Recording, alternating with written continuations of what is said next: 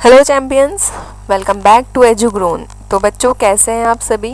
I hope आप सभी काफ़ी अच्छे होंगे और आप सभी की स्टडी काफ़ी अच्छे से आगे बढ़ रही होगी। ठीक है, उम्मीद है बच्चों आप सभी ने ये सारे चैप्टर्स को रिवाइज करते हुए आगे बढ़ रहे होंगे और अपनी टेक्स्ट बुक से एक बार ये सारे चैप्टर्स को आप रीड ज़रूर कर रहे होंगे। ठीक है, तो बच्चों उम्मीद है आप सभी से कि आपने इन चैप्टर्स को एक बार अपनी बुक से रीड ज़रूर किया होगा। ठीक है, उम्मीद ये है कि अगर आप इन सभी चैप्टर्स को एक एक बार अपने टेक्स्ट बुक से रीड कर लेंगे तो आपको इन सभी के क्वेश्चंस आंसर को सॉल्व करने में काफ़ी आसानी होगी।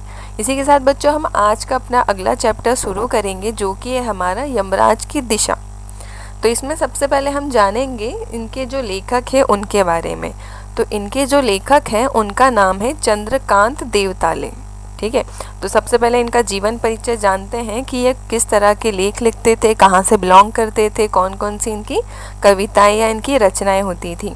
तो सबसे पहले जानते हैं चंद्रकांत देवताले का जन्म कहाँ हुआ था। मध्य प्रदेश के जोलखेड़ा नामक एक गांव में हुआ था सन 1936 में, 1936 में।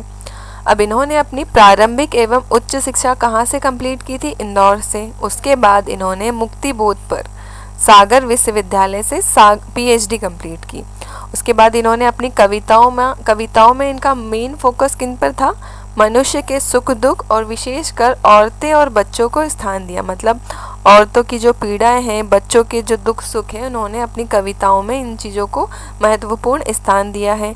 ठीक है, देवताले की कविताओं में जूता पॉलिश करते हुए एक लड़के से लेकर अमेरिका के राष्ट्रपति तक शामिल होते थे। मतलब एकदम जीरो से लेकर टॉप लेवल तक की ये लोगों को अपनी कविताओं में शामिल करते थे। ठीक है, वे दुनिया के सबसे गरीब आदमी से लेकर बुद्ध के देश में बुश तक कविताएं लिखते थे। मतलब इन्होंने बुद्ध के देश में बुश मतलब अमेरिका के एक राष्ट्रपति हुए जिनका नाम था जॉर्ज बुश, है ना, और दुनिया के सबसे गरीब आदमी मतलब सबसे गरीब आदमी पर भी इन्होंने अपनी कविताएं लिखी हैं और सबसे अमीर आदमी पर भी इन्होंने अपनी कविताएं लिखी हैं।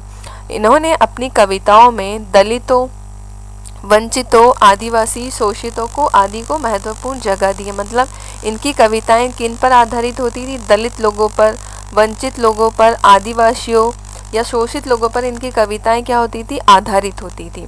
तो ये हुआ चंद्रकांत देवताले का जीवन परिचय। इसी के साथ हम इनकी जो आज की कविता है वो है यमराज की दिशा। ठीक है, यमराज की दिशा जो कविता है ये लिखी है चंद्रकांत देवताले में।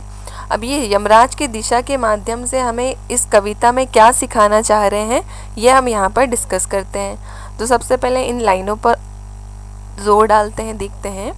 माँ की ईश्वर से मुलाकात हुई या नहीं कहना मुश्किल है, पर वह जताती थी जैसे ईश्वर से उसकी बातचीत होती रहती है ना।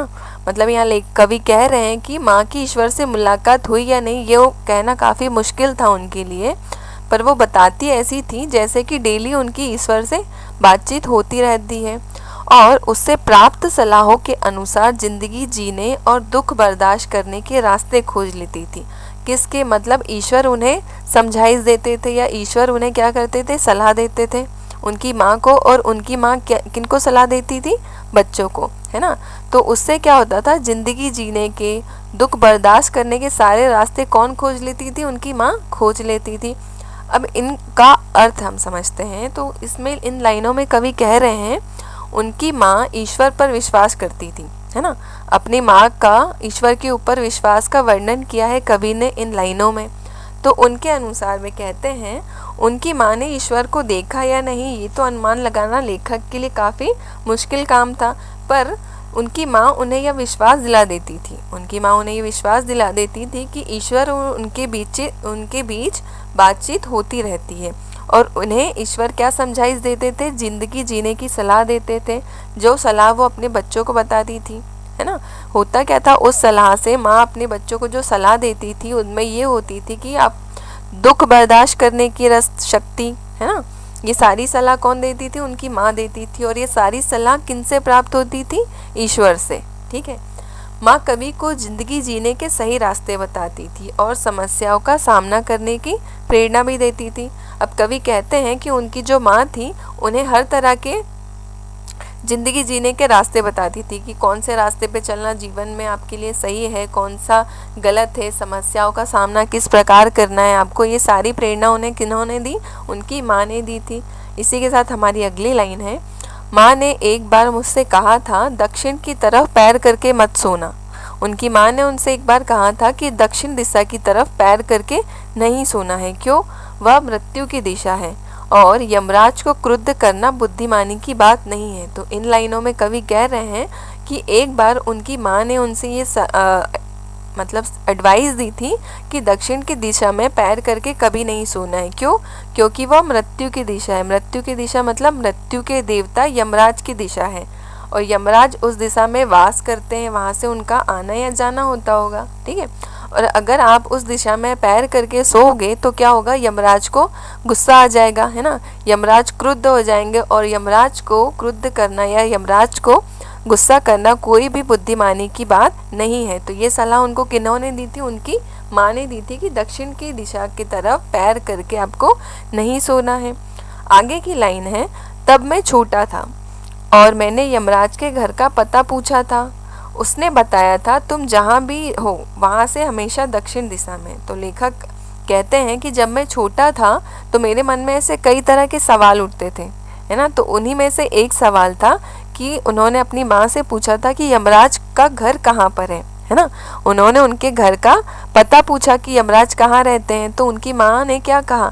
तुम जहाँ भी रहोगे वहाँ से हमेशा जो दक्षिण की दिशा रहेगी वो कौन सी दिशा होगी? वो यमराज की दिशा होगी। ठीक है, तो इन लाइनों में उनकी माँ उन्हें ये समझाना चाहती थी कि यमराज की दिशा जो दक्षिण दिशा है वो कैसी है? दक्षिणपंथी विचारधारा को इंडिकेट करती है या इशारा करती है, जिसमें क्या होता है, अगर कोई दक्षिणपंथी विचारधारा की चुंगल में फंस जाता है तो क्या होता है? उसकी सभ्यता और संस्कृति का भी नाश होता है और अगर सभ्यता और संस्कृति का नाश होगा तो उसका सर्वनाश भी निश्चित है। इसलिए लेखक की जो माँ थी वो हमेशा उन्हें सलाह देती थी कि कभी भी आपको दक्षिण की दिशा में नहीं जाना है और हमेशा उससे आपको बच के रहना है। आगे चलते हैं। माँ की समझाइश के बाद दक्षिण दिशा में मैं पैर करके कभी नहीं सोया। तो लेखक कहते हैं कि हमेशा जब भी माँ ने समझाइश दी है कि दक्षिण दिशा में पैर करके नहीं सोना है तो मैं कभी भी दक्षिण दिशा में पैर करके नहीं सोया। और इससे इतना फ़ायदा ज़रूर हुआ, दक्षिण दिशा पहचानने में मुझे कभी भी मुश्किल का सामना नहीं करना पड़ा। मतलब इससे एक फ़ायदा उनको ये हुआ कि उन्हें कभी भी दिशा का ज्ञान हमेशा रहा, दिशा का ज्ञान, है ना।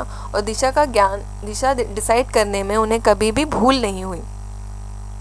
तो इन लाइनों से कभी हमें दो तरफ इशारा कर रहे हैं कि लेखक कहते हैं कि उन्हें दक्षिण दिशा में पहचानने में कभी भी कोई परेशानी नहीं हुई। मतलब हमेशा उनकी माँ ने जो उन्हें सीख दी है उससे उन्हें हमेशा सही और गलत कभी भी डिसाइड करने में कोई परेशानी नहीं हुई। वो हमेशा दक्षिणपंथी विचारधारा से बचते ही रहे। उससे हुआ ये कि वो दूर तक उनकी त्रुटियों का उनको आभास होता रहा। मतलब हमेशा उनकी सीख पर अमल करते रहे जिससे वे हमेशा अपनी बुरी संगतियों से बचते रहे। ठीक है, इनके साथ आगे चलते हैं। मैं दक्षिण में दूर दूर तक गया और मुझे हमेशा माँ याद आई। दक्षिण को लांग लेना संभव नहीं था, होता छोर तक पहुँच पाना तो यमराज का घर देख लेता। अब लेखक यहाँ कह रहे हैं कि वे यमराज का घर देखने के लिए दक्षिण दिशा में दूर दूर तक गए और जब भी दक्षिण दिशा में यात्रा करते थे तो उन्हें हमेशा अपनी माँ की दी हुई सीख याद आती थी। क्या? कि दक्षिण दिशा में यमराज का घर होता था, इसलिए यमराज का घर खोजने लग जाते थे। कौन? कवि यमराज का घर खोजने में बिजी हो जाते थे, लेकिन कवि को कभी भी यमराज का घर नहीं मिला। क्यों? क्योंकि वो कभी भी उस दिशा के अंतिम छोर तक नहीं पहुंच पाए। क्यों? क्योंकि दक्षिण दिशा का विस्तार काफ़ी लंबा है ना, जिसके छोर पे कौन रहता है? यमराज रहते हैं और लेखक उस छोर तक कभी भी नहीं पहुंच पाए, है ना, जिस तक कभी पहुंच ही नहीं पाए और वह कभी यमराज का घर मिला ही नहीं। इसका मतलब ये हुआ कि वह दक्षिणपंथी विचारधारा की ओर हर बार बढ़े, है ना। यहाँ पे दक्षिण दिशा का मतलब है दक्षिणपंथी विचारधारा। ठीक है, तो लेखक कहते हैं कि वह हमेशा दक्षिणपंथी विचारधारा की ओर तो बढ़े पर उन्हें हमेशा उनके माँ के द्वारा जो सीख दी थी वो हमेशा याद आई, है ना। जिस वजह से वो दक्षिणपंथी विचारधारा के चुंगल में कभी भी नहीं बच पाए, और यही कारण है कि कभी भी दक्षिण विचारधारा को उन्होंने अपना नहीं बनाया, है ना। आगे की लाइनों में कहा है, पर आज जिधर भी पैर करके सो वही दक्षिण दिशा हो जाती है। सभी दिशाओं में यमराज के आलीशान महल हैं। वे सभी में एक साथ अपनी दहकती आंखों सहित विराजते हैं। अब लेखक कहते हैं, उनकी माँ ने जब उन्हें यहाँ सीख दी थी तब यमराज का वास कहाँ पर होता था? केवल दक्षिण दिशा में होता था। लेकिन अब ऐसा नहीं है। क्यों? क्योंकि अब चारों दिशाओं में ही यमराज का वास हो गया है। इसलिए आप जहाँ भी पैर करके सो या किसी भी दिशा में जाओ, वहाँ पे आपको इस तरह के लोग मिल ही जाएंगे, मतलब यमराज टाइप के लोग आपको मिल ही जाएंगे। इस तरह पहले और आज की स्थिति में काफ़ी अंतर आ चुका है। मतलब जब माँ ने सीख दी थी तब की बात कुछ और थी और आज का टाइम कुछ और है।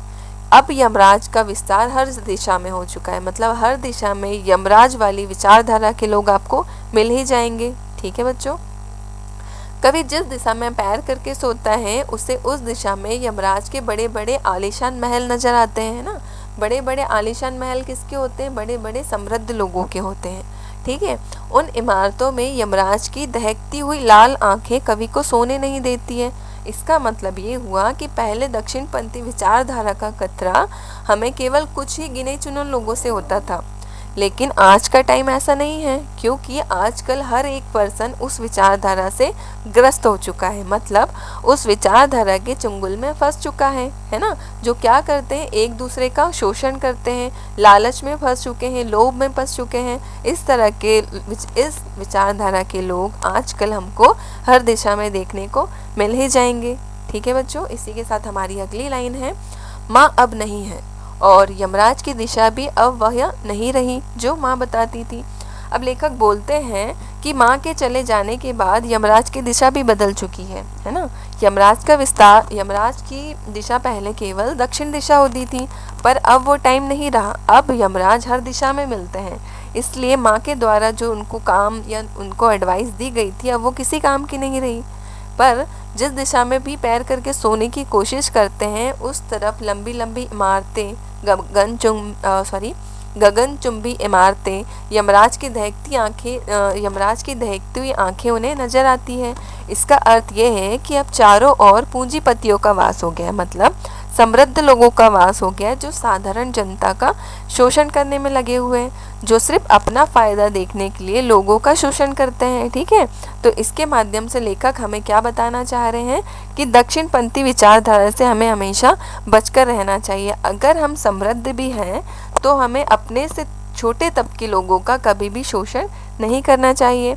तो बच्चों, इसी के साथ हमारा आज का सेशन यहाँ पर ख़त्म होता है। मिलेंगे आपसे अगले सेशन में। और बच्चों, आपको अगर नोट्स के रिगार्डिंग कोई भी प्रॉब्लम है तो आप हमारी वेबसाइट www.edugrown.in पे एक्सेस कर सकते हैं। इस पे आपको हर सब्जेक्ट के नोट्स काफ़ी सर्टिफाइड या काफ़ी सॉर्टेड मैनर में मिल जाएंगे, जिससे आपकी जो भी क्वेरीज होंगी वो इजीली सॉर्ट हो जाएगी। तो मिलते हैं बच्चों अगले सेशन में। Till then, good bye.